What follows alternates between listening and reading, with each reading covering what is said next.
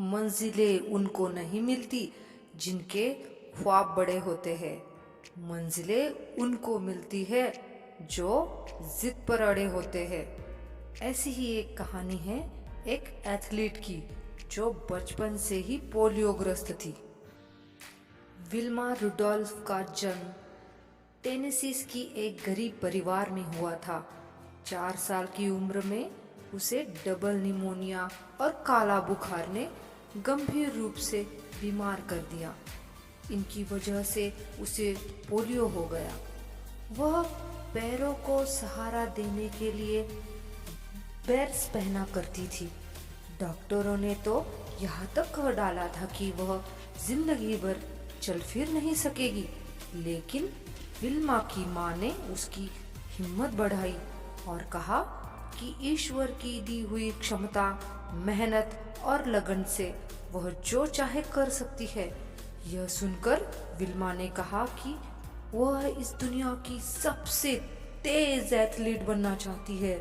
9 साल की उम्र में डॉक्टरों के मना करने के बावजूद विल्मा ने बैर्स को उतारकर पहला कदम उठाया, जबकि डॉक्टरों ने कहा था कि वह कभी चल नहीं पाएगी।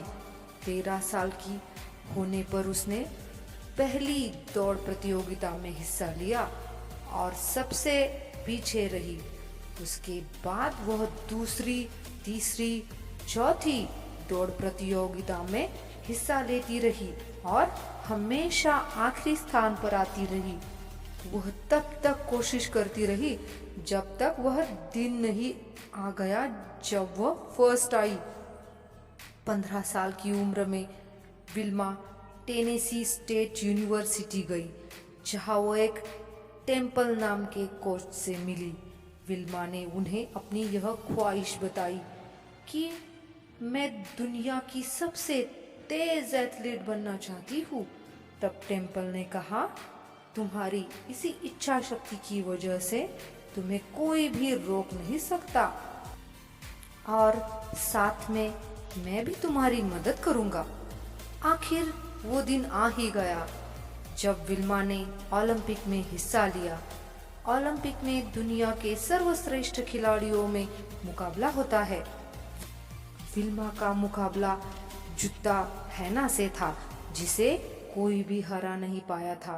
पहली दौड़ 100 मीटर की थी। इसमें विल्मा ने जुत्ता को हराकर अपना पहला गोल्ड मेडल जीता। दूसरी दौड़ 200 मीटर की थी। इसमें विल्मा ने जुत्ता को दूसरी बार हराया और उसे गोल्ड मेडल मिला। तीसरी दौड़ 400 मीटर की रिले रेस थी और विल्मा का मुकाबला एक बार फिर से जुत्ता से ही था। रिले में रेस का आखिरी हिस्सा टीम का सबसे तेज एथलीट ही दौड़ता है, इसीलिए विल्मा और जुत्ता दोनों को अपनी अपनी टीम के लिए दौड़ के आखिरी हिस्से में दौड़ना था। विल्मा की टीम के 3 लोग रिले रेस के शुरुआती 3 हिस्से में दौड़े और आसानी से बैटन बदली। जब विल्मा के दौड़ने की बारी आई, उसके हाथ से बैटन छूट गई, लेकिन विल्मा ने देख लिया कि दूसरे छोर पर जुत्ता है तेजी से दौड़ चली है।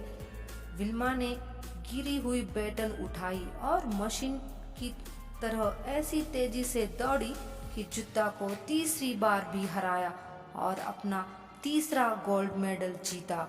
यह बात इतिहास के पन्नों में दर्ज हो गई है कि एक लकवाग्रस्त महिला, पोलियोग्रस्त महिला 1960 के ओलंपिक में दुनिया की सबसे तेज धाविका बनी। विल्मा की कहानी से हमें यह सीख मिलती है कि कामयाब लोग कठिनाइयों के बावजूद सफलता हासिल करते हैं, न कि तब जब कठिनाइयाँ नहीं होती। अगर आपको मेरी ये कहानी पसंद आई हो तो मेरे चैनल को लाइक, शेयर और सब्सक्राइब ज़रूर करें।